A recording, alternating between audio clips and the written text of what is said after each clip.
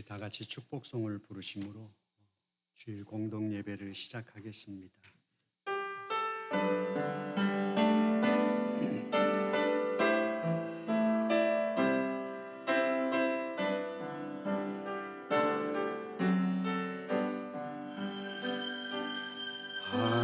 하나님 주님 교회 축복하소서.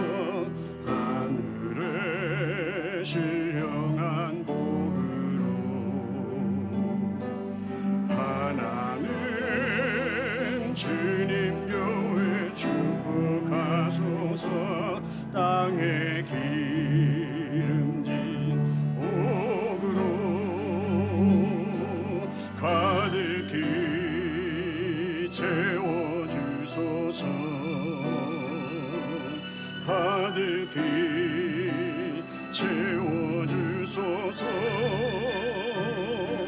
주님의 사랑 주님의 평안 주님이 주시는 기쁨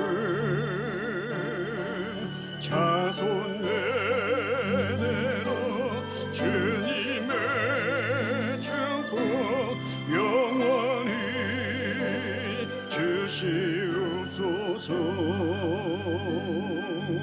하나님 주님 백성 축복하소서. 성령의 충만한 복으로 하나님 기쁜 백성 축복하소서. 만사 영통한 복으로 가득히 채워주소서. 가득히 채워주소서. 주님의 사랑 주님의 평안 주님이 주시는 기쁨 자손 대대로 주님의 축복 영원히 주시옵소서.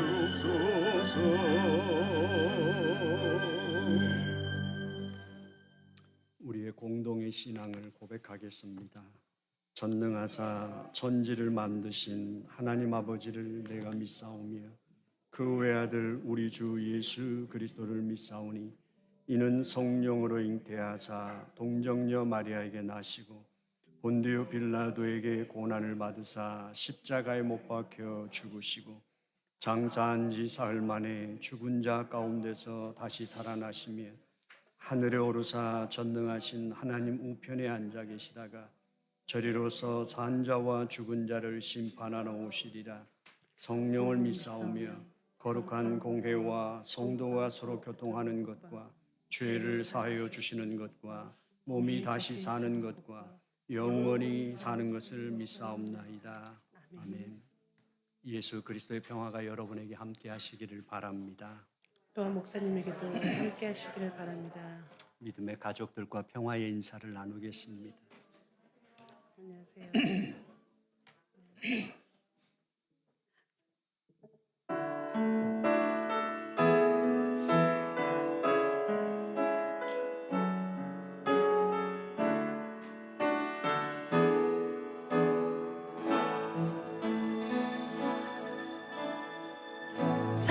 사랑하는 나의 아버지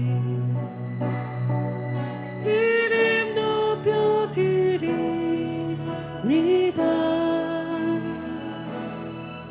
주의 나라 찬양 속에 임하시니 능력에 주께 찬송하네. 사랑하는 나의 아버지 사랑하는 나의 아버지 이름 높여드립니다.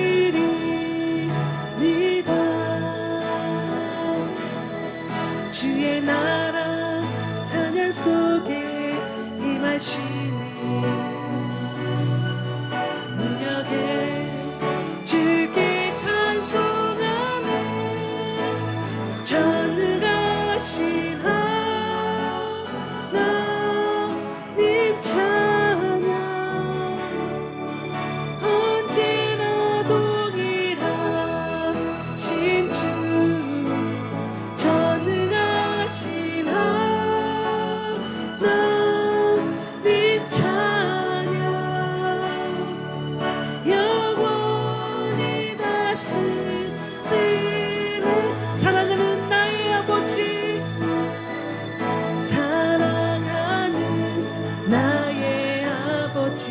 이름 높여드립니다.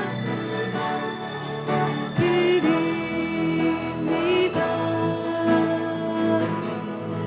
주의 나라 찬양 속에 임하시니 능력에 주께 찬송하네. 전능하신 하나님 찬양 언제나 동일하신 주 전능하신 하나님 찬양 영원히 다스리네. 나 주는 높이리. 나 주의 이름 높이리. 나 주의 이름 높이리. 하늘 높이 올리게 별처럼 주의 이름 높이. 전능하신 하나님 찬양 언제나 동일하신 주 전능하신 하나님 찬양 영원히 다스리네. 전능하신 하나님 전능하신 하나님 찬양 언제나 동일하신 주 전능하신 하나님 찬양 영원히 다스리네.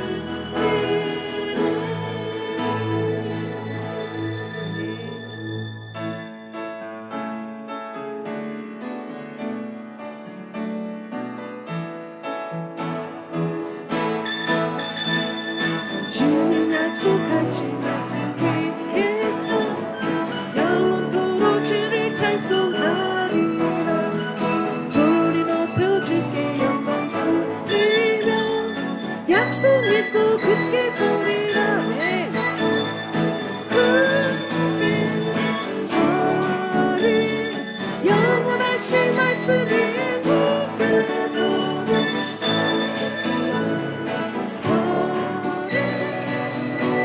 그 말씀 위에 굳게 서리라네. 주님 약속하신 말씀 위에서 세상 영년에게 연습할 때에 용감하게 힘써 싸워 이기며 약속 믿고 굳게 서리라. 굳게 서리 영원하신 말씀 위에 굳게 서리.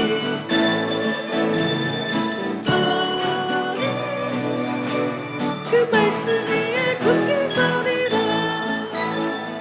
주님 약속하신 말씀 위에서 세상 여러 그의 사랑 이루고 성령으로 힘써 싸워 이기며 약속 믿고 굳게 서리라네. 굳게 서리 영원하신 말씀 위에 굳게 서리.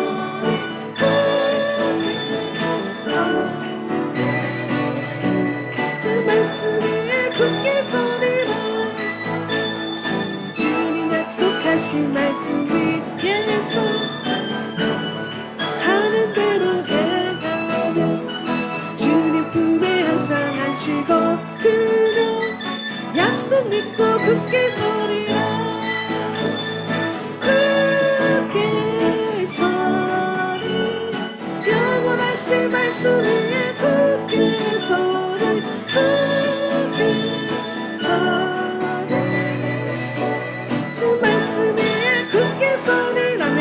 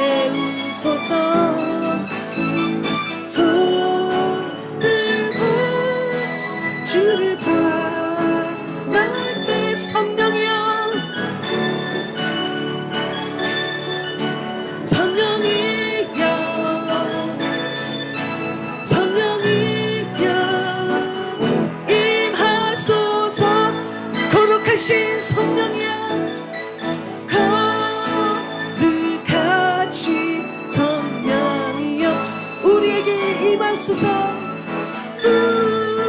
우리에게 임하소서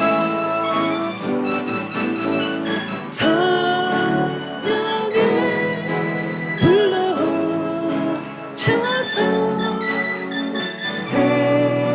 세상 헛된 마음 태우소서 손 들고 주를 바랄 때 성령이여 성령이여 성령이여 성령이여 임하소서 성령이여 성령이여 성령이여 성령이여 성령이여 임하소서 다시 한 번 더 성령이여 성령이여 성령이여 성령이여 임하소서 아멘.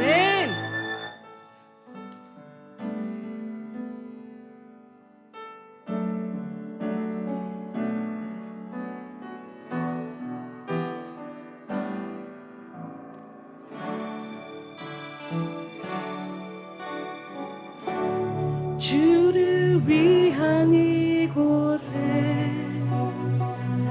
예배하는 자들 중에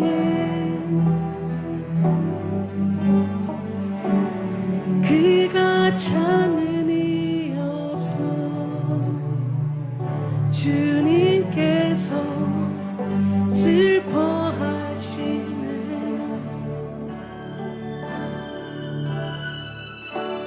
주님이 찾으시는 그 한 사람 그의 배자 내가 그 사람 되길 간절히 주께 예배하네 주내로 이곳에 서 있는 주인 되에 엎드려 절하네 그 어느 것도 난 필요 없네 주님만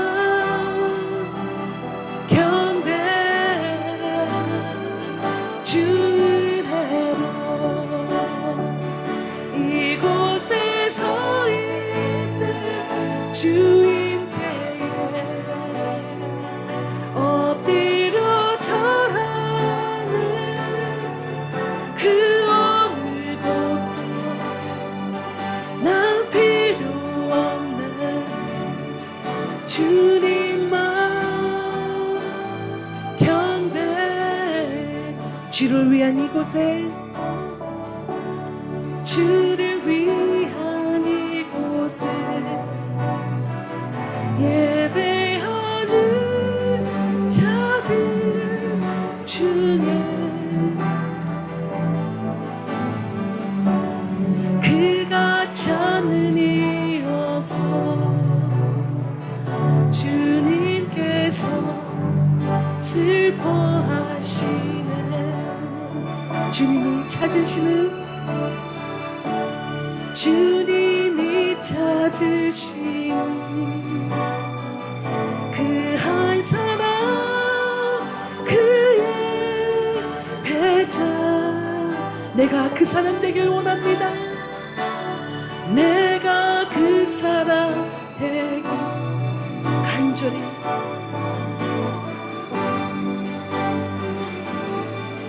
아멘 주내로 이곳에 서 있는 주인 되에 엎드려 절하네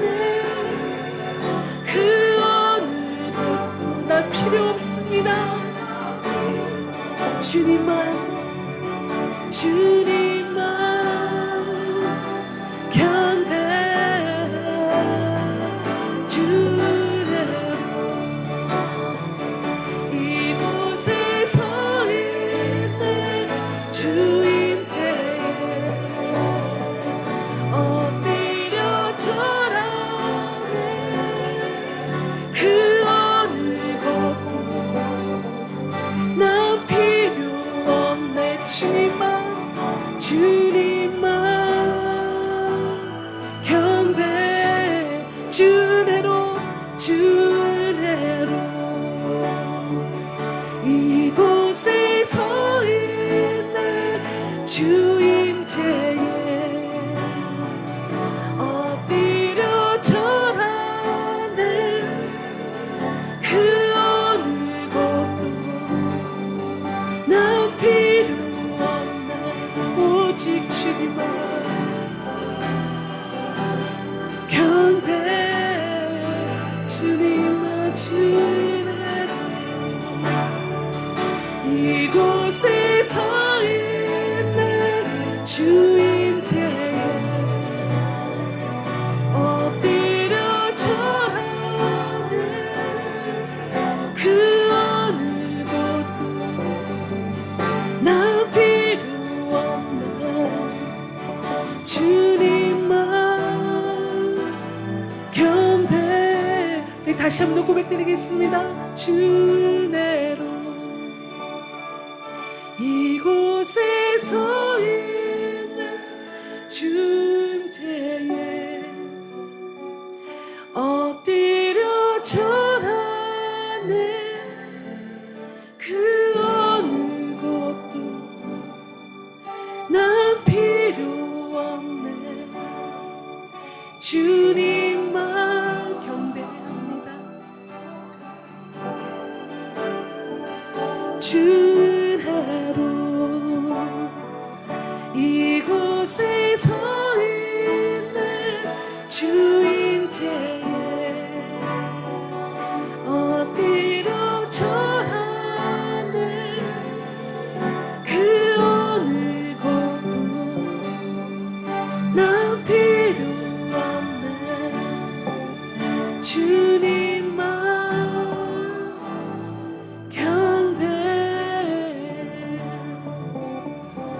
네, 이 시간 우리를 대표해서 기도해 주시겠습니다.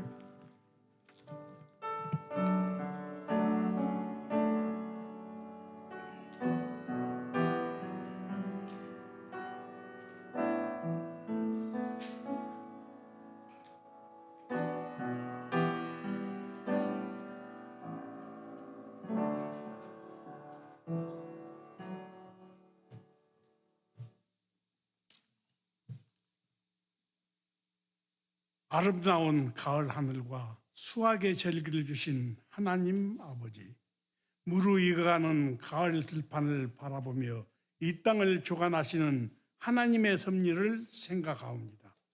주님, 오늘 또 저희들을 제약의 들판에 버려두지 않으시고 축복받고 열매 맺은 구원의 자녀로 살게 하시려고 불러주신 주님의 은혜를 진심으로 감사드리며 예배드리오니 영광을 받아주시옵소서. 주님, 날이 갈수록 주님의 은혜와 사랑을 더 깊이 깨달아 알게 하시고 믿음을 더하여 주셔서 주님이 기뻐하시는 영적인 열매를 더욱 알차게 맺을 수 있는 저희들이 되게 하시옵소서. 저희들에게 평화와 기쁨을 주시는 하나님 아버지, 저희들의 너무나 많은 욕구와 만족만을 위해 살아가고 있는 저희들임을 발견합니다. 참되게 살고 온유하고 겸손하게 살도록 가르치신 주님의 진리를 소홀히 한 저희들입니다.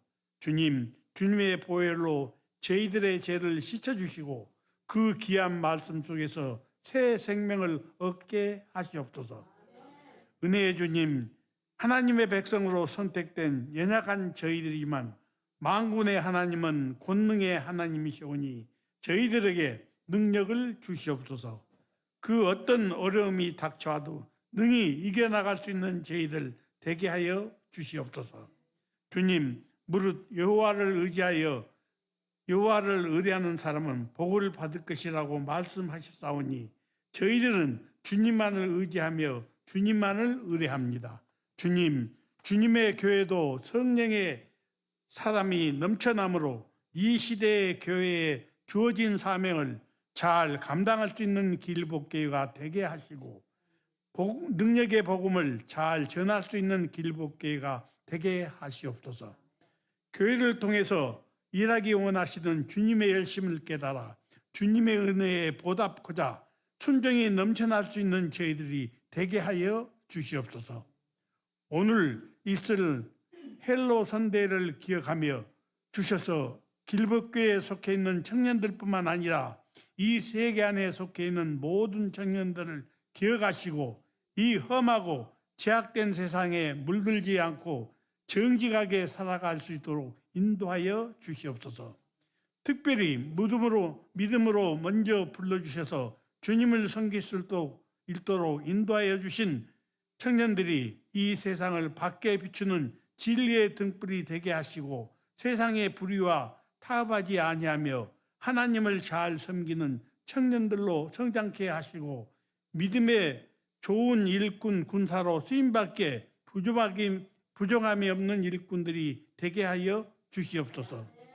주님, 오늘 주의 몸된 교회를 위해서 자신의 일보다도 더욱 애쓰고 힘쓰는 손길들을 기억하시고 저들의 몸을 드리는 봉사 위에 이 길복교회가 날로 든든해지고 주님의 빛을 환하게 드러내는 복된 길복교회가 되게 하시옵소서. 오늘도 주님의 말씀을 들고 단위에 서시는 목사님을 성령의 능력으로 강력하게 붙드셔서 주님의 말씀을 선포하실 때 강하게 하셔서 저희들이 주님의 말씀 앞에 새롭게 다짐하는 시간이 되게 하시옵소서. 성가대와 찬양대의 찬양을 받아주시고 예배의 시종을 주님께 의탁하오며 은혜와 사랑이 많으신 거룩하신 우리 주 예수 그리스도 이름으로 기도드립니다. 아멘.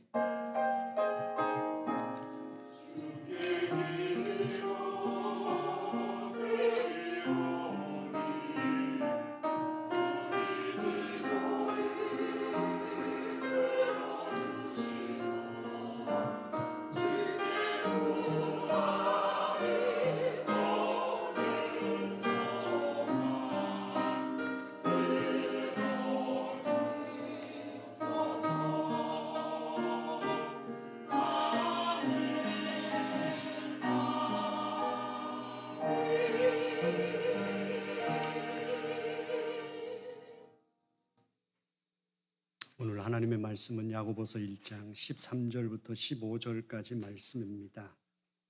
우리 다 같이 합독하겠습니다. 시작. 사람이 시험을 받을 때에 내가 함께 시험을 받는다 하지 말지니 하나님은 악에게 시험을 받지도 아니하시고 친히 아무도 시험하지 아니하시느니라.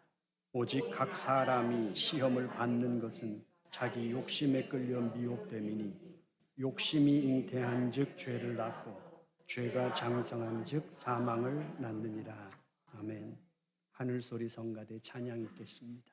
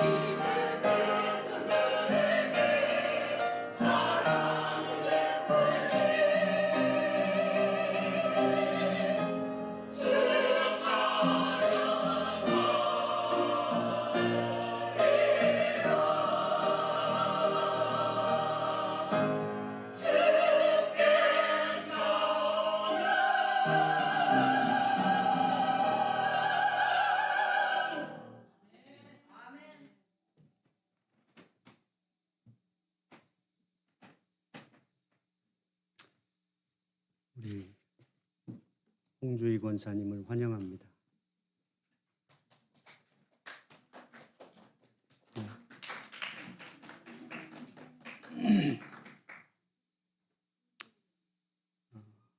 일부 예배 때 예배의 부름에서 나누었습니다.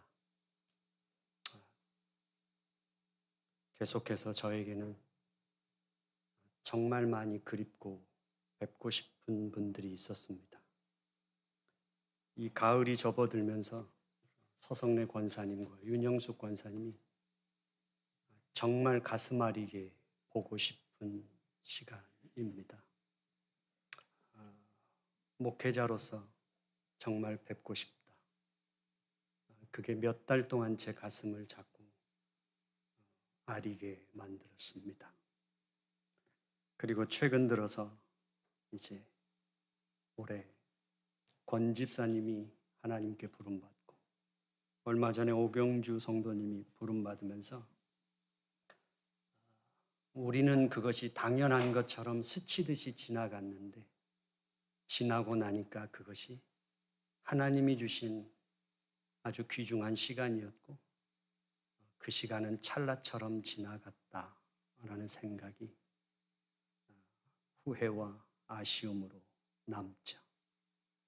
그래서 오늘 일부 예배 때도 나누었던 건 우리는 이게 당연한 것 같지만 오늘 이 시간을 우리가 또 하나님 안에서 소중한 시간으로 예배했으면 좋겠다. 이렇게 나누었습니다.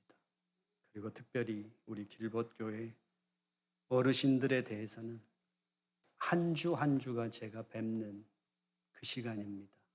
뵐 수 있어서 감사하고 건강하셨으면 좋겠다는 생각인데 오늘 홍주희 권사님을 뵙게 돼서 정말 좋습니다. 저희들이 야고보서를 나누고 있는데 야고보서에서 두 번째 서론입니다. 12절부터 25절까지의 말씀이 두 번째 서론인데 이제 야고보가 시험을 당하는 사람들에게 그 시험을 당하는 진짜 원인을 관찰하고 그것을 진단해내는 것은 결코 쉽지 않습니다. 그건 시험이 어디서 왔으며 이게 어떤 원인으로 이 시험이 발생했는지를 찾아가는 과정은 결코 쉽지 않습니다. 시험을 든 사람에게는 힘들고 어려운 시간이지만 결코 그 과정을 풀어내는 것도 쉽지 않지만 또한 출구를 찾는 건 더더욱 어렵습니다. 왜냐하면 사람이 시험이 들면 그냥 목회자로서 경험하는 건데 두 가지가 확연하게 나타나는 것 같아요. 하나는 귀가 닫힌다. 그리고 계속해서 말을 한다. 말을 하는데 자기 말을 이 사람 만나는 사람마다 하게 돼요. 이게 답답하니까. 이 가슴이 답답하니까 이 화를 풀어야 되니까 계속 말을 하게 돼요. 그러면서 생기는 게 뭐냐면 자기 생각에 대한 고착화가 생겨요. 논리가 형성되고 고착화되면 그 다음부터는 누가 말해도 안 들려요. 단지 나를 이해해주는 내 편인가 나를 이해해주지 않는 다른 사람인가 해서 섭섭함과 고마움 둘만 내 말을 들어주는 사람하고만 이제 관계를 맺게 되고 안 들어주는 사람은 섭섭한 사람으로 멀어지게 되죠. 그럴 때 우리가 신앙인으로서 그것을 돕는다는 것도 결코 쉽지 않습니다. 하지만 우리가 조심해야 하는 것은 시험이 든 사람에게 조심해야 하는 것은 그것을 너무 쉽게 판단하지 말아야 한다. 그 시험을 너무 쉽게 판단하거나 그 시험에 대해서 너무 쉽게 결론을 제시하지 말아야 한다. 또 하나는 우리 신앙인들에게 있어서는 신앙의 모범이 필요하다. 목회자가 설교를 하는 데 있어서 목회자는 설교를 통하여 사람을 절대 변화시킬 수 없습니다. 그럴 만한 능력도 그럴 수 없습니다. 은혜를 인위적으로 끼칠 수도 없습니다.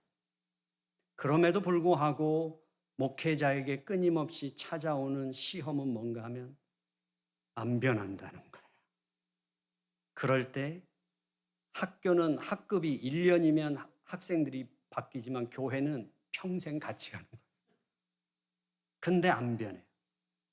그럴 때 목사가 좌절하죠. 하지만 좌절하지 않고 그 일을 성실하게 수행할 수 있는 건 뭐냐면 그건 하나님이 목회자에게 맡겨주신 일이에요. 변하냐 안 변하느냐로 목회자가 흔들리는 게 아니죠.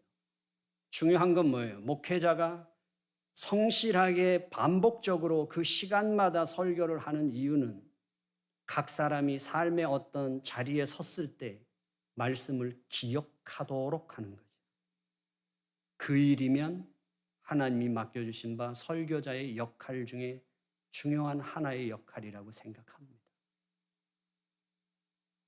그래서 우리가 신앙생활을 같이 하는 데 있어서 믿음의 선배들이 보여주셔야 할 게 뭐냐면 유혹에 미끄러졌을 때, 시험에 들었을 때 신앙인의 모습에 대한 모범을 보여주어야 시험 당한 사람에게 귀가 막히고 이 화를 풀기 위해서 멈추지 않고 말을 하는 사람에게 아무리 아름다운 천사의 말을 해줘도 그게 안 들어와요.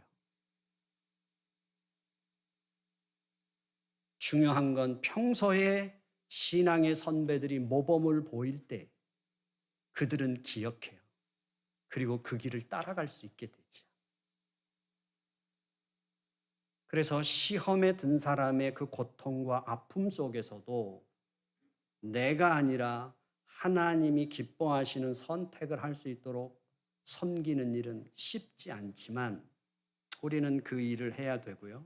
그래서 야고보가 분명하게 하나 짚고 넘어가는 게 있어요.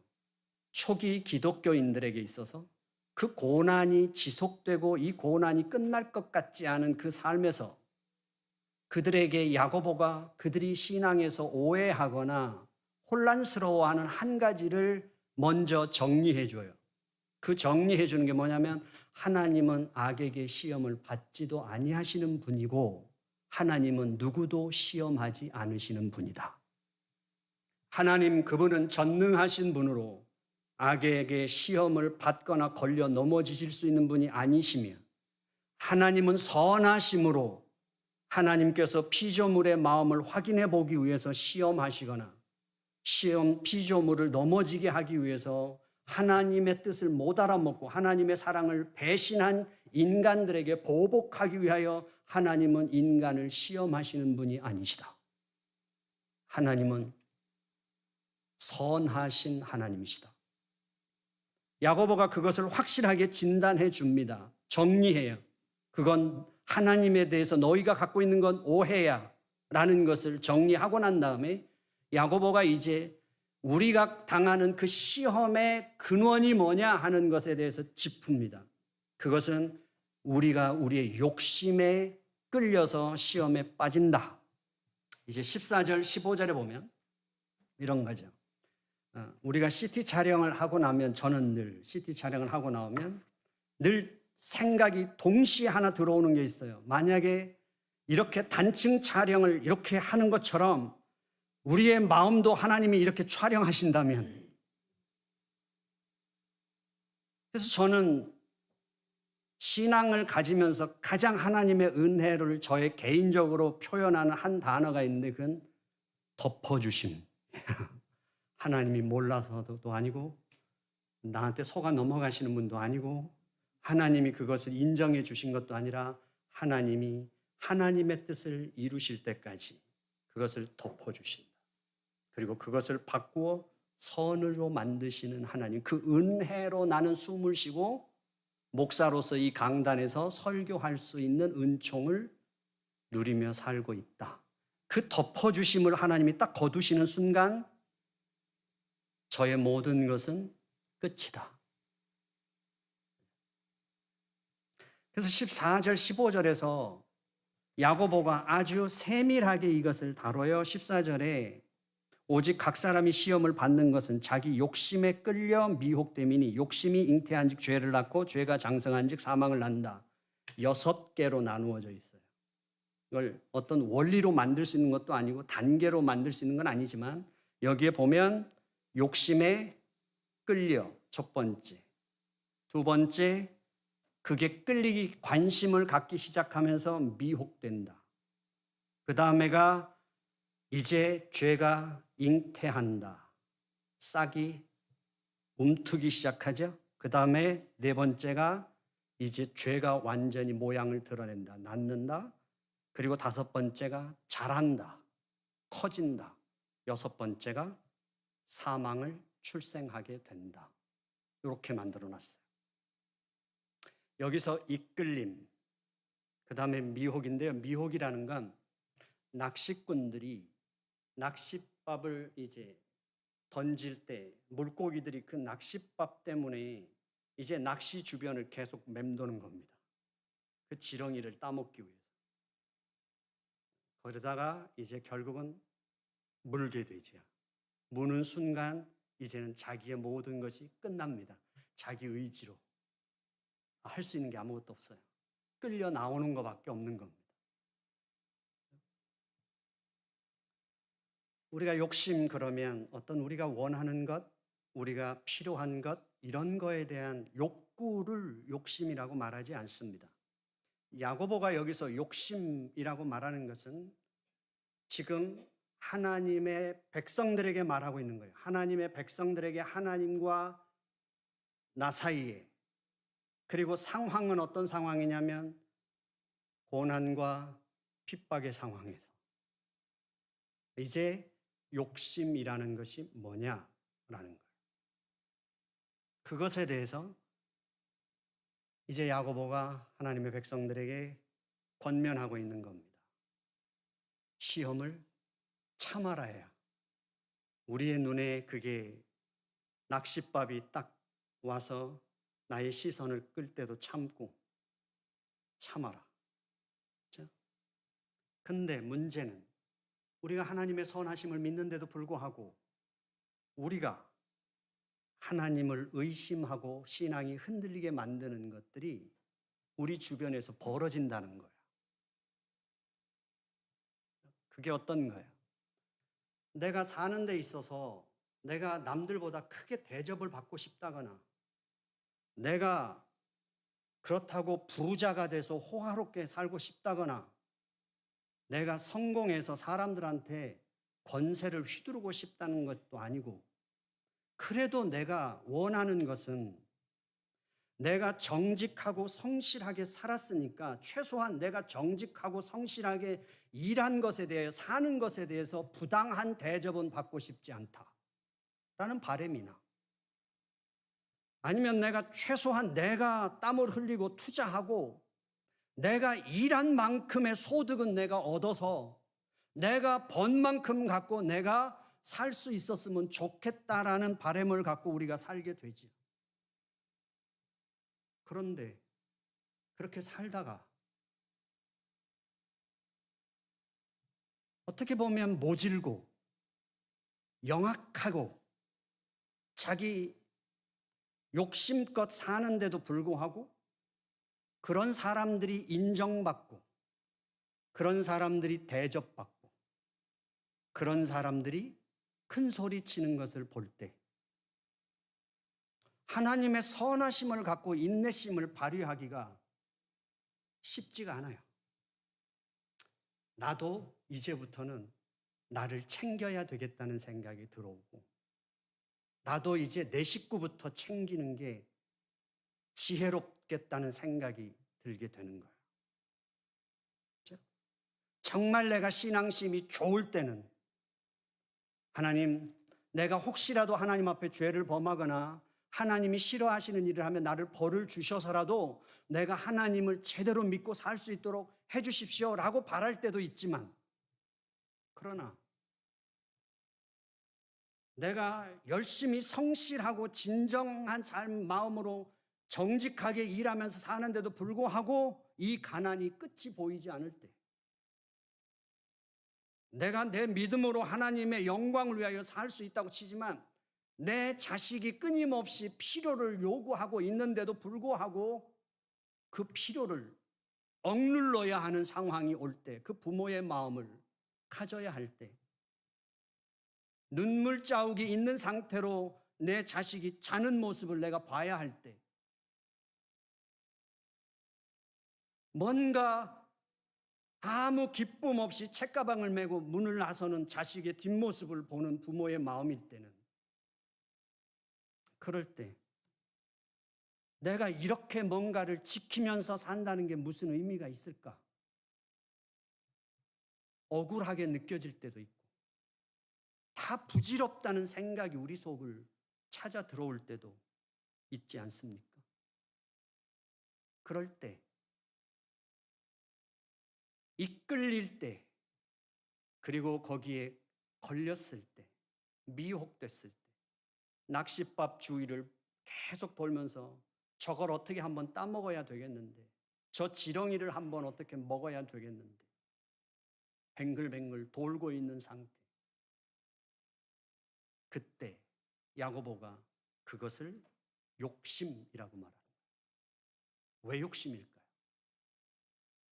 거기서 이끌리기 시작하는 순간 사람은 이 기준이 하나님의 약속과 하나님의 은혜에서 어디로 딱 떨어지냐면 인간, 내 기준으로 딱 떨어지게 되는 거예요. 제가 저의 파트너하고 일한 지가 한 5년쯤 되는 것 같아요.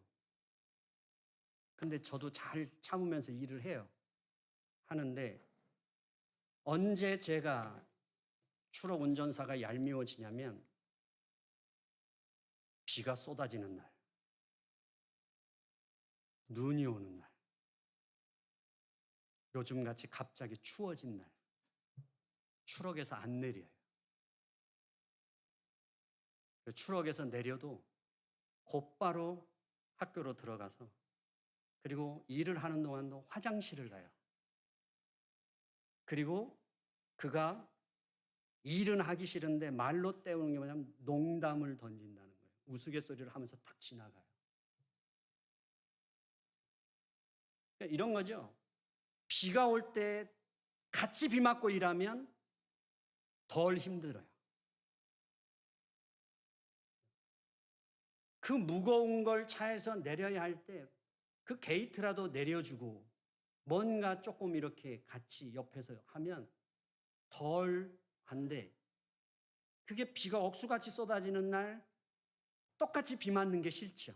근데 그걸 게이트를 열고 짐을 내리고 갖고 들어가고 다시 게이트를 닫는 그 모든 과정 속에 그게 본인의 실속을 차릴 때, 그때 사람이 잘 하다가도 뭐가 올라오는 거예요. 그래서 올 여름에도 제가 정말 더운 날인데 학교에 이제 한 600개의 의자를 펴고 테이블을 피고 스테이지를 세팅해 줬어요. 차에서 전화하고 에어컨이 돌아간 차 안에서 안 내리고 싶은 거죠. 그래? 제 속에서 이게 다 올라왔어요. 그래? 제가 다 정리한 다음에 자동차의 그 틸게이트를 안 접고 락을 안 시켜서 그냥 펴놓은 상태로 제가 조수석에 탔어요. 한참 전화를 하다가 그냥 40년 동안 학교만 다녔으니까 차를 갖다 대면요, 로딩 닥에 이 틸게이트를 켜면 종이 한 장 차이로 정확해요. 실수가 없어요. 40년 동안 학교만 뱅글뱅글 돌았잖아요. 이제 차를 빼죠.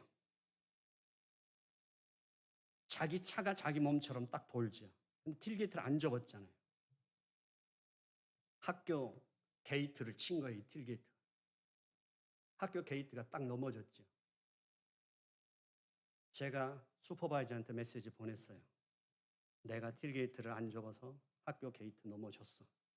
내 잘못이야?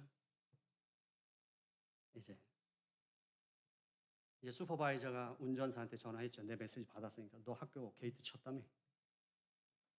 운전수가 그러는 거예요. 시침이 딱 무슨 말하는 거야? 나 모르는데? 진혁이가 메시지 보냈는데 이 열이 받친 거지. 저는 속으로 학교 보험으로 다시 세우겠지. 뭐 나보고 물어내라고는 안 하겠지. 하지만 너도 한번 세상 말로 엿먹어봐. 이거 올라오는 거예요. 올라왔죠. 우리가 신앙생활을 잘 하다가도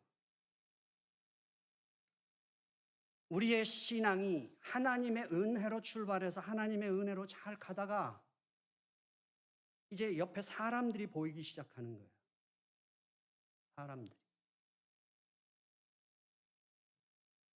그래서 하나님을 영화롭게 하고 하나님의 영광을 위해서 살겠다는 마음이 크면 고난도 기뻐했었는데, 기꺼이 헌신도 감수했었는데, 이제 이 기준이 딱 떨어지니까 그 다음에 이제 내게 들어오는 생각이 갑자기 섭섭해지고 속상해지고 불평이 생기고 원망이 생기고 견디기 힘들어지고,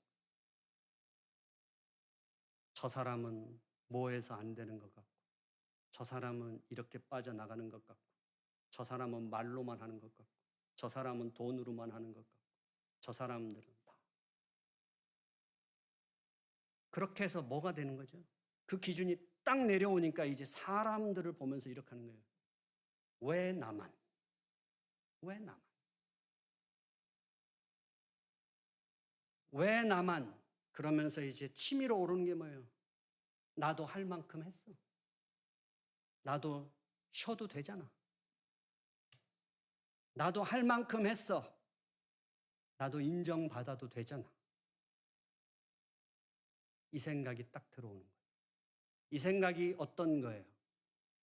기준이 딱 내려온 다음에 어디로 가는 거예요? 이제 중심이 하나님 중심에서 중심이 내 중심으로 딱 왔어요. 나도 이제 그만할 거야. 나도 더 이상은 이제 못해.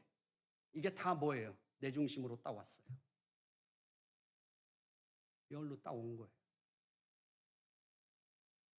그것을 야고보가 욕심이라고 말하는 거예요. 욕심. 그걸 욕심이라고 말하는 거예요. 다시 말하면 야고보가 그 고생하는 걸 몰라서 그런 것도 아니고, 그렇게 화가 나고 불평하고 원망하는 그 마음을 이해 못해서가 아니라, 우리 인간적으로 볼 때는 좀 잔인한 표현 같지만 그러나 하나님의 자녀이기 때문에,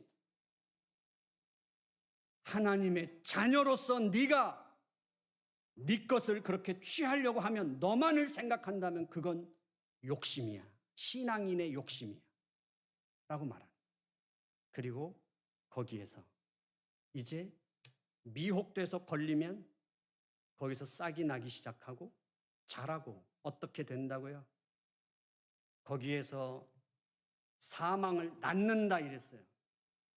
사망을 낳는다는 건 뭐냐면 예수 그리스도의 생명을 유산시킬 수밖에 없다는 거예요. 유산되는 거예요. 반대로 사망을 출생했으니까 하나님이 주신 영원한 생명은 유산된 거예요. 이해하셨어요?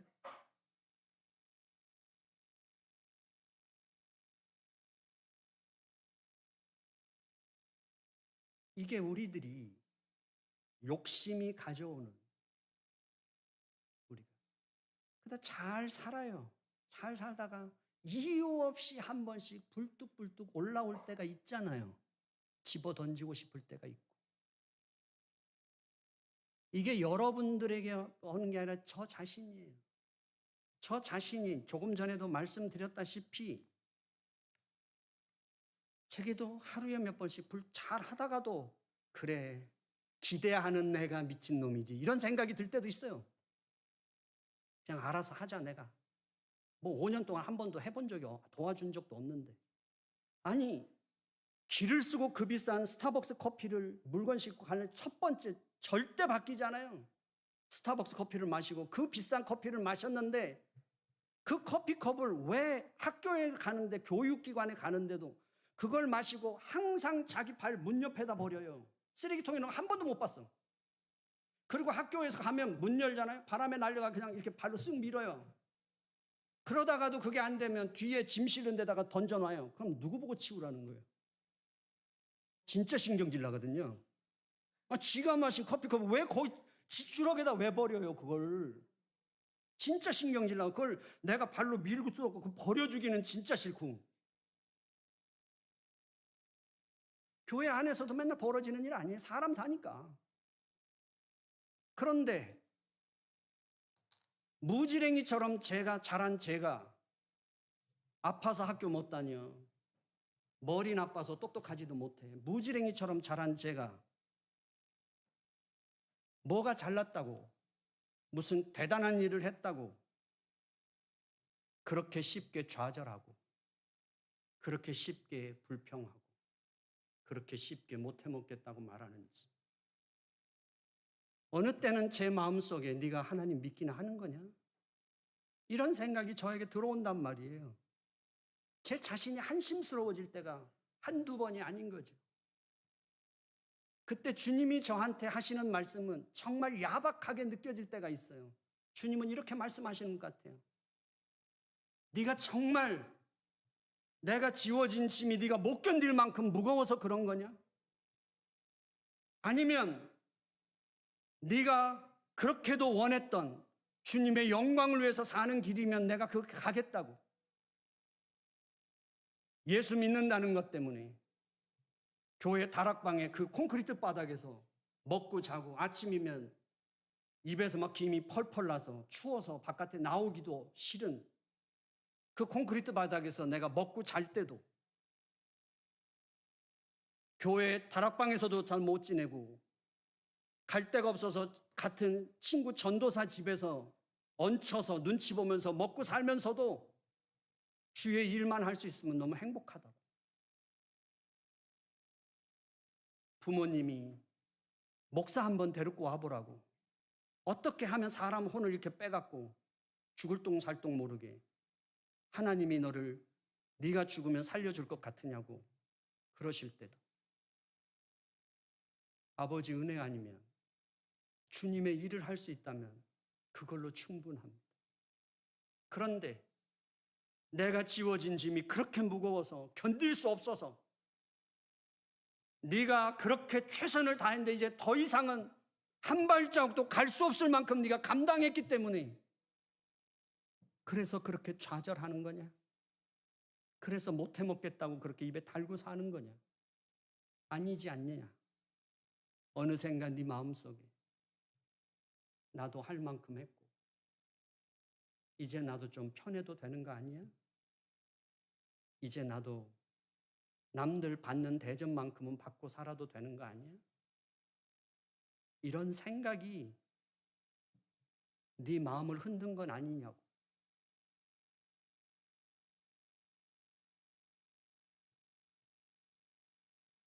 더 이상은 정말 못 가겠느냐고. 그렇게 말씀하시는 것 같아요. 그럴 때마다 나하고 같이 일하는 파트너를 바라볼 때 이러죠. 내 마음을 혼자 추스릴 때마다 이래요. 네가 저 사람 보고 이거 선택한 거 아니잖아. 네가 카우니하고 컨츄렉 맺을 때 어차피 네가 그 포지션을 헬퍼 포지션을 네가 정한 거고 어떤 일을 맡기든지 너는 하겠다고 계약을 맺었잖아. 그럼 네 일 하는 거야. 그리고 나는 내 일을 하는 거야. 그러면서 저를 다 잡고 매일같이 눈 뜨면 8시간씩 같이 차 타고 다니면서 그 좁은 공간에서 같이 지내면서 불편하지 않고 잘 지내려고 저를 추스리고 살아갈 때가 많죠. 주님 앞에서도 마찬가지입니다. 야고보가 말하는 건 지금 그런 거죠. 나도 이만큼 애썼으니까 주님 그래도 40년 했잖아요. 이제 저도 60 넘었는데 좀 편해지면 안 돼요? 야고보가 말하는 겁니다. 그게 욕심이야. 너는 이미 주님의 은혜를 놓친 거야. 6개로 나누어 말했는데 저는 그걸 어떻게 느꼈냐면 6개의 죽음으로 가는 계단처럼 느껴졌어요. 내 기준을 낮추고 사람을 보는 순간 이미 나는 하나님의 은혜를 놓은 거죠. 그 은혜에서 발을 떼서 한 계단을 내려온 거예요. 그리고 그 다음부터 내게 또 하나 더 나를 자꾸만 미혹시켜서 이제 걸려 넘어진 게 뭐예요? 주님의 은혜가 아니라 아버지, 나 할 만큼 했잖아요. 왜 나만 해야 돼요? 왜 나만 끝까지 가야 되고 나도 좀 쉴 수 있잖아요. 이게 뭐 잘못된 거예요? 이런 마음이 드는 순간 이미 걸려 들었다는 거예요. 이미 낚싯줄에 걸려 들어서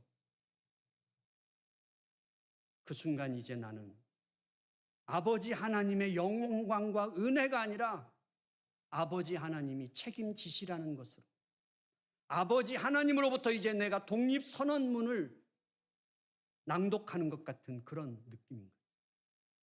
하나님, 나도 이제 내 마음대로 한번 살아보고 싶어요.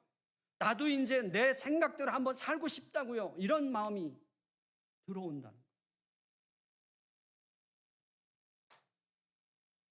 그때 야고보가 말하는 게 그게 욕심이에요. 그리고 그렇게 가면 그 끝은 죽음이에요. 그 끝은 죽음이라는 것에 더 무섭고 아픈 것은 내가 준 생명을 유산시킬 수 있는 거예요. 내 스스로 그걸 생명을 유산시킨 거예요.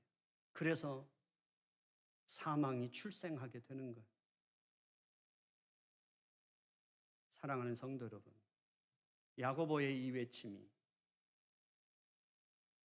얼마나 성실하게 하나님 믿고 살고 싶고, 믿음 때문에 내가 고향을 떠나고, 믿음 때문에 내가 이제는 디아스포라가 돼서 믿음 때문에 믿음 하나 지키겠다고 고향 떠나고, 믿음 하나 지키겠다고 사회적인 분리까지 감수하면서 살아가면서도 잘 살다가 불뚝불뚝 올라올 때마다 그 흔들리는 두 마음 속에서 방황할 때 야고보가 우리의 마음을 이해를 못해서가 아니라, 모질어서가 아니라, 인간적으로 볼 때는 오히려 그것이 모진 말 같지만 하나님의 자녀에게는 주신 생명을 유산시키지 말고 그 생명 잘 낳으라고, 뱃속에서 잘 키워서 진짜 생명으로 출생시키라고 야고보가 권면하고 있는 거예요.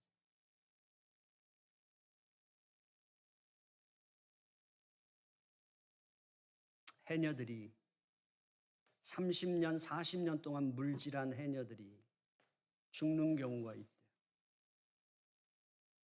한평생을 물질해온 해녀들이 어떻게 죽지? 그런 생각이 들겠지만 사실 그 해녀들이 입는 옷도 물에 둥둥 뜨는 옷이에요. 그런데도 그 해녀들이 어떻게 죽을 수 있지? 그 이유는 하나입니다. 해녀들이 수트를 입고 바닷속으로 물질하기 위해서 잠수하죠. 이제 자기들의 호흡량이 있으니까 숨이 차면 나와서 이제 호흡을 해야 되는 거예요. 그동안 이제 채취하고 갖고 나오고 하는 걸로 반복하죠. 그런데 숨이 가빠올 때 물 밖으로 나와서 숨을 쉬어야 되는데 해녀들이 죽는 경우에 대부분은 이거랍니다. 물 밖으로 나와야 될 때쯤 됐는데 그때 꼭 대왕전복이 보인대요. 그때. 그래도 나와야 하잖아요. 우리는 그렇게 생각하잖아요. 근데 그때 해녀들이 그 사고를 당하는 이유가 그때 스친다는 거예요. 저 대왕전복, 자연산 대왕전복을 저걸 가지면 몇십만 원 받을 수 있는데 저거 팔으면 내 자식이 그렇게 원하던 거 해줄 수 있는데, 내 딸이 그렇게 원하던 거 내가 사줄 수도 있을 것 같은데, 그래서 30년, 40년 자기 호흡량도 알고 그 경험에 의해서도 지금은 나가야 된다는 거 아는데 그래도 참을 수 있겠지, 갔다 올 수 있겠지라는 생각 때문에 안 나온다는 거예요. 대왕전복을 따려고. 이제 숨이 멎고 시간이 지나면서 뇌가 스위치를 내리면 그때 곁에 누가 있어서 도와주면 살지만 그 물속에 자기 혼자밖에 없을 때는 그대로 소리 없이 죽는 거예요.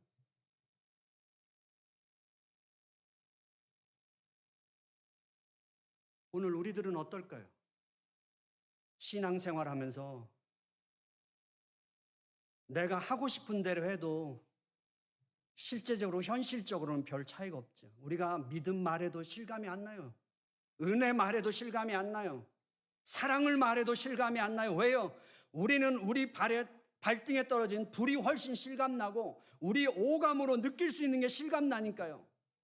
결근하면 느껴지고 내 생활에 피해가 느껴지고 사장하고 서로 불편해지면 내 생활에 실생활에 뭔가 피해가 오고 관계가 불편해지고 일하는 게 고통이 되지만 교회 안에서는 안 보면 그만이잖아요. 그리고 그 믿음과 은혜와 사랑이 실감나지 않아요. 그러다 보니까 우리가 예배 생활이든 뭐든 우리의 모든 것들에 대해서 우리가 일단은 하고 싶은 대로 해봐요. 그리고 나서 회개한다고 말하고 미안해하고 다시 돌아오면 아무 일 없는 것 같아요. 하지만 이거예요. 해녀들이 숨을 쉬러 나와야 될 때 안 나오면 숨이 끊어져서 죽는 것처럼 야고보가 말하는 건 그거예요. 내가 하나님에게서 나의 기준으로 그 기준을 낮추고 중심이 내게로 오면 이미 나는 하나님과 맺어야 될 그 호흡이 끊어진 상태인 거예요. 이게 길어지면 죽는 거예요. 우리의 생명이 유산되는 거예요. 그게 욕심이에요. 교회 생활에서는 별 뭐가 느껴지지 않으실 수 있어요. 하지만 우리에게 이 영적인 예민함만은 놓치지 말라고 야고보가 말하는 거예요. 하나님 안에서 우리 길벗교회 성도들에게 여러분들이 얼마나 열심히 신앙생활을 매진하고 있는지 몰라서 이렇게 말씀드리는 것도 아닙니다. 여러분들이 얼마나 하나님의 영광과 교회를 위하여 갈망하고 있는지 그 갈망을 몰라서 제가 이렇게 말씀드리고 설교하는 것이 아니라 그것이 우리를 전혀 이해 못하는 목사의 오히려 시험 중에 있는 사람에게는 잔인한 말처럼 들릴지 모르지만 그러나 야고보는 하나님의 자녀라면 그 두려움을 알고 하나님의 지혜의 말씀을 따르라고 요구하고 있는 것입니다. 오늘 우리 길벗교회 성도들이 이 길을 걸으실 수 있기를 주님의 이름으로 축원합니다. 아버지 하나님 감사합니다. 주님께서 함께 하시고 인도하셔서 오늘 이 아침에 아버지께 왔습니다. 우리에게서 어떤 말, 어떤 이야기보다 우리가 욕심에 끌려 미혹되면 사망의 계단에 벌써 한 계단, 두 계단 내려서고 있다는 것을, 그리고 그것은 이미 내가 은혜의 자리에서 떠나 있다는 사실을, 그리고 그 계단을 더 내려오면 다시 돌아갈 수 있는 그 시간도, 그런 모든 기회도 훨씬 절망적이라는 사실을 우리로 두렵게 받게 하여 주시옵시고, 하나님 안에서 욕심에 끌려 미혹되지 않도록 깨어있는 성도들이 되게 하여 주시옵시고, 함께 가는 길벗들이 우리에게 복이며 또한 시험거리일 수 있지만, 그러나 은혜로 시작된 우리의 인생, 은혜로 살고 은혜로 응답할 수 있는 저희들 되게 하여 주옵소서. 예수님의 이름으로 기도드려 싸움나이다. 아멘. 찬송하겠습니다.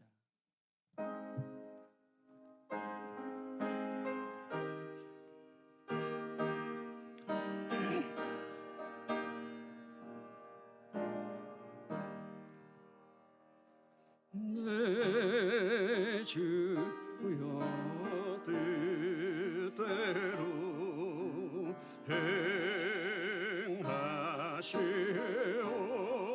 행하시옵소서. 온 몸과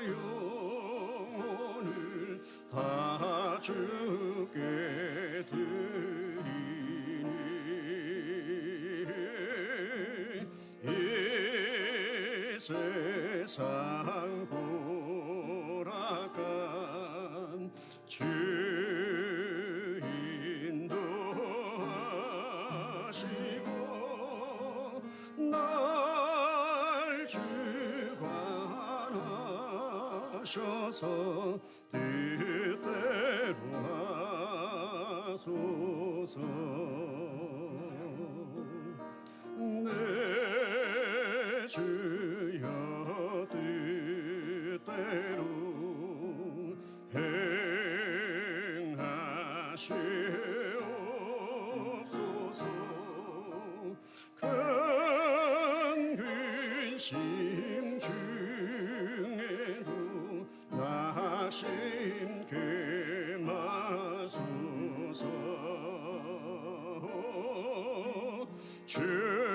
주님도 때로는 울기도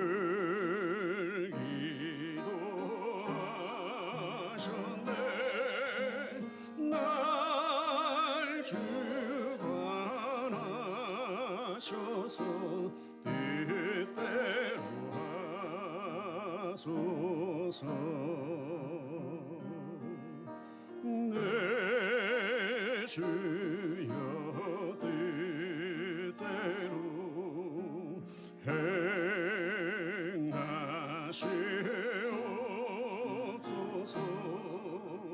내 모든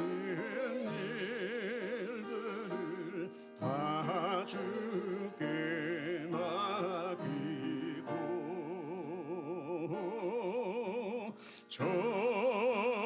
전성 향하여 고요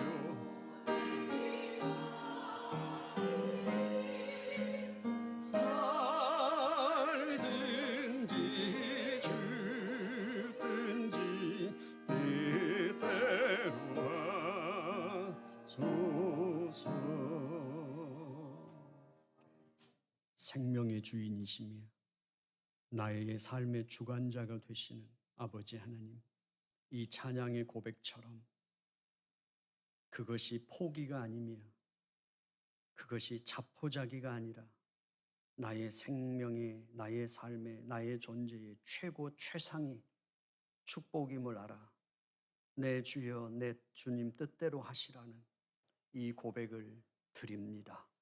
아버지 하나님, 한 주간을 살고 주님 앞에 예배드리는 우리 믿음의 가족들에게 수고했다고, 잘 싸웠다고, 승리해서 고맙다고 주께서 위로하시고 다독거리시고 안아주시는 줄로 믿습니다.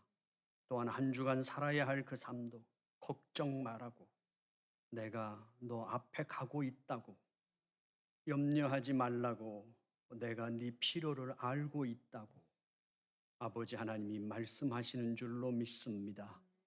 아버지 하나님, 우리는 각자의 삶에 대해서 내 삶이 가장 중요하고 내 삶의 아픔이 가장 큰 아픔이라고 생각하지만 우리 모두 각자가 살아가는 그 삶 속에 하나님의 은총이 붙들게 하시고 세워지게 하여 주옵소서. 예수님의 이름으로 기도드려 싸움나이다. 아멘.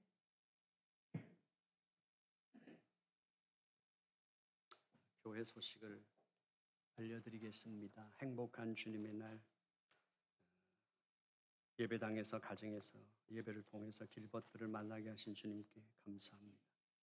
오늘 오후 5시에 헬로 선데이가 있습니다. EM에서 하고 있는 전도 행사입니다. 지난번에 왔던 강사 목사님이 다시 모시게 됐습니다. 지난번 헬로 선데이를 하고 이 예배당을 나오는 아이들의 눈이 반짝반짝 빛이 났어요. 그래서 우리 EM 아이들한테 잘 맞는 강사구나. 그래서 다시 한번 모시게 됐습니다.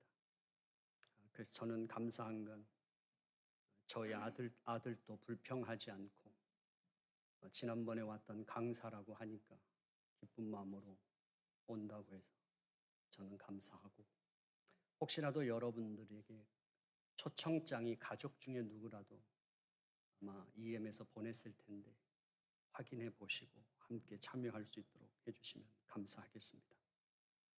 그리고 사랑축제 표어를 공모합니다. 전체 표어, 그다음에 각 기관 표어인데요. 전체 표어는 개인이 표어를 내시면 됩니다. 지금 4분이서 표어를 냈고요.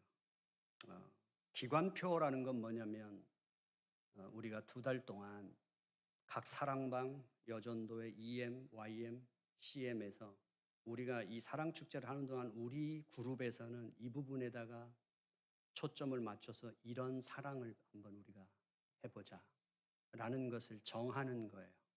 그래서 기관에서 이제 모이셔서 사랑방에서 모이셔서 우리는 이렇게 표어를 정해서 우리는 이렇게 한번 해보자. 작은 표어를 만드는 거거든요. 그렇게 해서 이제 표어를 만들어서 내주시면 다음 주에 표어를에다가 판을 여기다 만들어 놓을 거예요. 그러면 교인들이 좋은 표어에다가 스티커를 붙이실 겁니다. 그래서 만약에 CM이 1등하면 태블릿이고요. CM이나 YM 중에서 1등이 나오면 태블릿이고 EM에서 1등하면 노트북이고 어른들은 못 정한 이유가 연령층이 너무 넓다 보니까 어느 하나에다 맞추면 또 그걸 상을 탔는데도 별로라고 그러면 준 사람도 기분이 안 좋아지잖아요. 그래서 제가 시험 받지 않기 위해서 기프트 카드로 하는데 이게 세 팀을 다 주면 좋겠지만 제가 그만큼은 부자가 아니라서 어쨌든 시상을 이제 하고 그 다음에 거기서 1등이 당첨되면 일주일 동안 그 표어를 배너로 만들어서 길벗 교회가 2달 동안 그 표어가 메인 표어가 되는 겁니다. 이제 다음 주까지 이제 내주시면 감사하겠습니다. 그리고 이 사랑 축제 이게 목사의 기준은 이것입니다. 교회는 뭐든지 항공모함이 도는 것처럼 돌아야 됩니다. 직장이 아니기 때문에 그래서 시간이 오래 걸립니다. 이게 다 소통하는데 그래서 저는 이제 멈추지 않고 말하는 게 싫어하든 좋아하든 그래서 어디까지 가야 이게 확실하게 모든 교인들한테 다 전달됐구나의 기준은 이거예요. 교인들이 불평할 때까지. 목사가 맨날 저 소리밖에 안 해. 이 소리가 되면 웬만큼 교인들한테 전달이 됐구나. 이 저희 기준 판단. 예. 그러니까 지금 계속 말하고 있는 건 교회가 이런 행사를 하는 건 우리가 설교 듣고 성경 공부하고 개인적인 이 신앙이 실제적으로 인격화되고 우리의 삶에서 실제화되도록 만드는 게 행사입니다. 그래서 행사 하나로 끝나지 않아요. 그래서 사랑축제를 이제 하게 되는데 사랑축제의 키는 딱 이제 12월 첫째 주, 둘째 주, 셋째 주에 인사가 있어요. 첫째 주 인사는 믿음으로 손잡기예요. 우리 믿음 축제 했잖아요. 믿음 축제 했으니까 우리의 신앙의 고백은 그럽니다. 개인적으로 뭐가 달라도 상관없어요. 우리는 예수의 이름으로 손잡을 수 있는 사람들이야. 그날은 그걸 표현하면서 악수하는 거예요. 두 번째 주 우리가 세상에서 돈이 있고 없고 상관없어요. 많이 배우고 못 배우고 성공했고 실패하고 하면 상관없어요. 우리는 누군가에게 은혜를 끼칠 수 있는 사람이에요. 그래서 은혜로 토닥여주기. 그렇죠? 그 다음에가 세 번째 주가 뭐냐면 사랑으로 끌어안기인데 왜 끌어안기냐면 상대방이 좋아하든 싫어하든 등 돌리든 나는 너를 끌어당겨서라도 안아줄 수 있는 사람이야. 하나님의 사랑을 갖고 있어. 사랑으로 우리 함께 하는 거예요. 그거가 메인이고요. 그 다음에 12월 24일 날은 길벗교회 교인들의 가족을 다 초청하는 거예요. 그래서 우리 교인들이 보는 게 맨날 하는 말이잖아요. 교인 몇 명 되지도 않는데. 교인 몇 명 되지도 않는 게 아니라 우리 길벗교회 영역이 어디까지인지 봐야 되잖아요. 다 초청하세요. 그리고 사랑의 잔치를 하는 거예요. 대신 이제 조만간에 여기에 추리가 생길 거예요. 근데 저는 추리를 볼 때마다 고생한 분들이 속상할지 모르지만 저는 저걸 왜 만들지? 라는 생각이 했어요. 근데 그 추리 밑에 맨날 박스가 있는데 진짜인가 가짜인가 봐보면 맨날 가짜예요. 그래서 올해는 진짜를 하고 싶어요. 그래서 뭐냐면 주는 사람 이름은 쓰지 마세요. 주는 사람 이름 여기다 쓰면 그건 주는 사람 이름 쓸 거 없지. 받을 사람 이름만 쓰세요. 그래서 12월 한 달 동안 이 추리 밑에다 다 갖다 놓으세요. 그리고 나서 어린아이한테 주든 어른한테 주든 친구한테 누구한테 줘도 상관없어요. 하고 24일 날 자기 선물 찾아가기. 자기 이름 써진 것만 가져가시면서 그 속에 편지가 들어있든 카드가 상관없는 거예요. 집에 가서 뜯어보시는 거예요. 그 다음에 요 바깥에다가 우체통이 있을 거예요. 사랑의 우체통이. 진짜 우체통 사다 놓을 거예요. 제가 봤더니 한 200불 하더라고요. 제가 사다 놓을게요. 진짜 우체통 똑같은 거. 향수도 느끼시고 하세요. 그러면 12월 한 달 동안 우리 교인들한테 카드를 쓰세요. 생각하시면서. 그 과정이 한 해를 뒤돌아보면서 또 그분을 생각하는데 정말 도움이 돼요. 쓰세요. 써서 그 우체통에다 다 넣으세요. 그리고 24일 날 자기 이름 카드 다 찾아가시면 돼요. 이해하셨죠? 네. 목사는 계속 생각하고 뭔가를 만들어내는 사람이고 여러분들은 그 다음에가 이제 저희가 좀 넓은 교회를 체험하는 게 뭐냐면 1년 동안 쉼터를 했어요. 머리 잘라드리는 것도 했고 그 다음에 실버 학교도 했습니다. 근데 보통 우리 교인들은 이런 거죠. 우리 교회에서 그런 거 한대. 하지만 이제 12월 달에 그분들을 다 초청할 거예요. 그분들의 시간이 되는 때. 그래서 교회 속에서 그분들을 한번 경험하도록 그분들 식사 대접 제대로 하고 선물해서 드리고 위로가 되도록. 그 다음에 지금 이제 그 다음 두 번째가 뭐냐면 넓은 교회 이해하는 두 번째 뭐냐면 썸머스쿨 한국학교 학생. 지금 우리 길법교회 학생은 우리 교인의 자녀는 한 가정밖에 없어요. 16명 중에 3명만 우리 교인의 자녀고 나머지 13명은 다 외부예요. 그렇다면 또 우리 학교에서 한국학교 한 대 그리고 1년에 한 번도 한국학교에 들여다보지 않았잖아요. 그런 거 한 대가 아니라 그 한국학교 학생들 그리고 학부모들 다 초대하는 거예요. 다 초대해서 썸머스쿨 다 초대해서 그날 잔치 한번 하고 교인들이 다 섬기고 그 다음에 CM, YM, EM 전도사님들하고 청년들이 섬기면서 관계 갖고 네. 그걸 해서 하고 마지막에 12월 24일 날은 준비했다가 그래도 최소한 우리 우편 배달하시는 분 선물 그 다음에 쓰레기 치우는 분 선물 그리고 소방서 선물 파출소 선물 이 정도는 교회가 우리가 보이지 않는 사회 안전망 속에서 살아가고 있으니까 그분들에게 감사를 표현했으면 좋겠다. 네, 거기까지입니다. 더 좋은 거 있으시면 말씀해 주시고요. 시간이 가도 제가 이렇게 목이 아프도록 말하는 이유는 말은 하도록 제가 사명을 부여받았으니까 저는 말을 하는 거고 이제 우리가 함께 이걸 풀어가도록 그렇게 하겠습니다. 충분히 이해되셨죠? 네. 모르시면 또 물어보세요. 화내지 않고 열심히 말씀해 드릴게요. 네, 그래서 우리 잘 가봅시다. 지금 이제 광고하려고요. 지금 사랑의 축제만 광고했습니다. 네. 자, 이제 노아의 방주를 방문하는데요. 제가 말씀드렸다시피 우리 권사님들을 뵐 때마다 죄송스럽기도 하지만 우리에게는 언제나 기회가 있지 않습니다. 어린아이도 기다려주지 않지만 권사님들도 기다려주시지 않습니다. 기회가 될 때 가셔야만 합니다. 그래서 기회를 만들어주셔서 감사하고 선착순으로 10분을 모시겠습니다. 10분 모시고 저의 진심은 제가 잘 섬기진 못하지만 운전은 해드리겠습니다. 운전해드리고 제가 모시고 갔다 오고 싶은 마음이 있습니다. 그래서 10분, 그다음에 운전하는 사람 2사람이면 15인승에 12명 정도 타면 좋을 것 같습니다. 그래서 여러분들에게 회비는 200불이고요.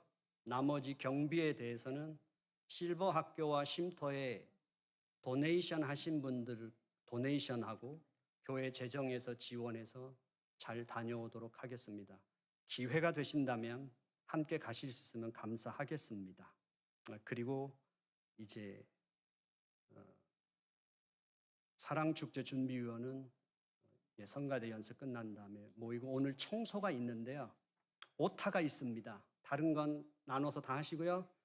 우리 신용근 권사님 사랑방이 지하실인데 오타가 난 거예요. 거기에 신용금이 아니고 교역자들이에요. 네. 그래서 지하실 청소는 하연태 전도사님과 최정미 전도사님, 저가 세 사람이 지하실 청소고, 권사님들이 하시는 일은 청소가 아니라 교인들의 마음에 영향을 채워주는 거 하시면 됩니다. 제가 배우는 거예요. 제가 일하는데요. 정말 재밌는 건 이거예요. 디렉터도 슈퍼바이저도 200명이 넘어도 직원 이름 다 기억해요. 얼굴도 1년에 한 번, 두 번 봐요. 추수감사절 때 와서 너희들 수고했다 그러고 이런 캔디 하나씩 선물로 주면서 수고했다는데 이름 다 기억해요. 그리고 지나가다가 부딪히지요. 슈퍼바이저, 디렉터 뭐 누가 만나도 거기에 있는 모든 지도자들이요. 개인 사정을 다 알아요. 그래서 너 어디 아팠다며? 너 뭐 사고 났었다며? 차 고장 났다며? 어떻게 됐어? 꼭 물어봐요. 걱정과 축하가 있어요. 두 개. 직원 다 알고 그건 뭐냐면 지도자들끼리 그만큼 소통이 잘 이루어진다는 거예요. 우리 권사님들이 다니시면서 오늘 고생하는 집사들에게 마음의 영양주사를 놔주시면 그걸로 충분하다고 생각합니다. 우리 다 같이 자리에서 일어나셔서 화송의 노래를 부르겠습니다.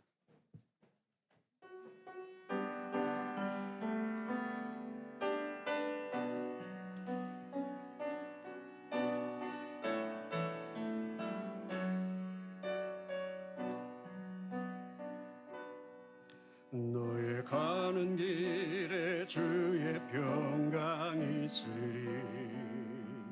평강의 왕 함께 가시니 너의 걸음 걸음 주 인도하시니 주의 강한 손 널 이끄시리. 너의 가는 길에 주의 축복이 있으리. 영광의 주 함께 가시니 내가 밟은 모든 땅 주님 다스리리. 나는 주의 길 예비게 되리. 주님 나라 위하여 길 떠나는 나의 형제여, 주께서 가라시니 가라. 주의 이름으로 거칠은 광야 위에 꽃은 피어나고 세상은 내 안에서 주님의 영광 보리라. 강하고 담대하라. 세상 이기신 주 늘 함께 너와 동행하시며 내게 새 힘을 주시리. 이제는 우리 주 예수 그리스도의 은혜와 하나님의 극진하신 사랑과 성령의 교통하심이, 욕심이 우리의 영적인 생명을 유산시키는 그 두려운 경고를 듣고 일어선 성도들과 교회 위에 이제로부터 영원토록 함께 있을지어다. 아멘.